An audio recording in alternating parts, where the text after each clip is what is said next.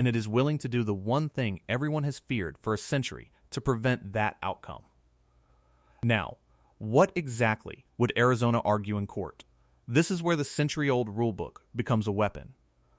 The foundational agreement that divides the river, signed in 1922, contains a specific obligation. It requires the upper basin states, the ones upstream, to deliver a set amount of water down to the lower basin, measured as a running total of around 75 million acre-feet over every 10-year period, which works out to roughly 7.5 million acre-feet a year on average. On top of that, there is a treaty obligation to deliver water to Mexico, a share of which the upper basin is also expected to help cover. Arizona's argument, in essence, is this: those delivery obligations are the bedrock of the entire deal. The lower basin only accepted its position downstream because it was promised that a guaranteed volume of water would always be sent to it from above.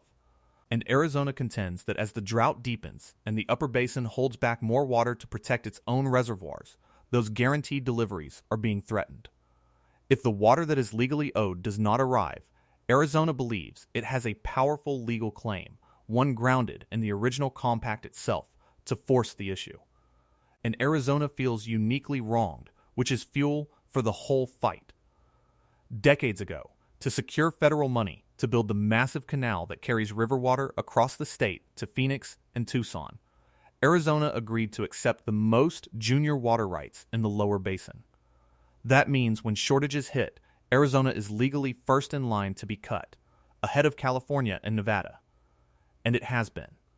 Arizona has already swallowed the deepest reductions of any state, cuts that have devastated its farmers and forced the state to freeze some new development. So from Arizona's point of view, it has already sacrificed more than anyone, and now the proposed plans would pile even more cuts on top, while the upper basin, which it believes is failing to meet its delivery duty, faces no mandatory cuts at all. To Arizona, this is not just unfair. It is a violation of the basic bargain the river was built on, and it is the reason a state that would normally seek compromise is instead sharpening its legal knives. But here is where honesty demands we hear the other side, because the upper basin states see this completely differently, and their argument is far from frivolous. The upper basin contends that it has never overused its share of the river. Unlike the lower basin, which for decades drew its full allocation and more, the upper basin states argue they have always lived within their means, using far less than they were technically entitled to. More importantly, they argue that their delivery obligation is not a simple promise to hand over a fixed amount of water no matter what. They contend the original agreement never required them to guarantee a set volume in the face of a historic drought they did not cause. From their perspective, the river is smaller now because of climate and nature, not because of anything they did. And it would be deeply unjust to force the mountain states, who use the least, to drain their own reservoirs and cut their own people simply to keep sending a full allotment downstream to desert cities and farms that grew enormous on water that was overpromised from the start. The upper basin believes the shortage should be shared according to the new, drier reality, not according to a rigid reading of a century-old number. There is also a matter of simple geography and fairness that the upper basin presses hard.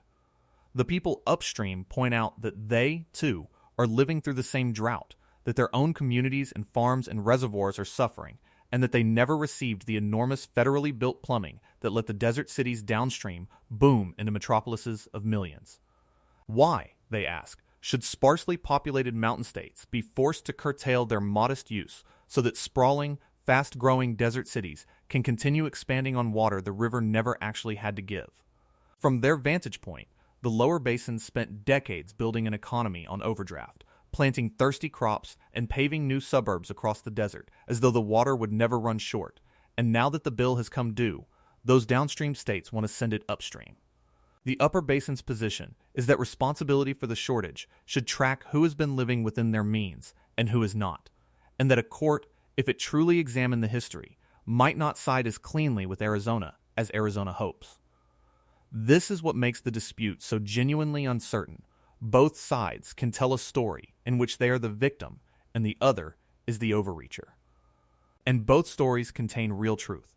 So you have two sides, each with a serious legal and moral argument, Each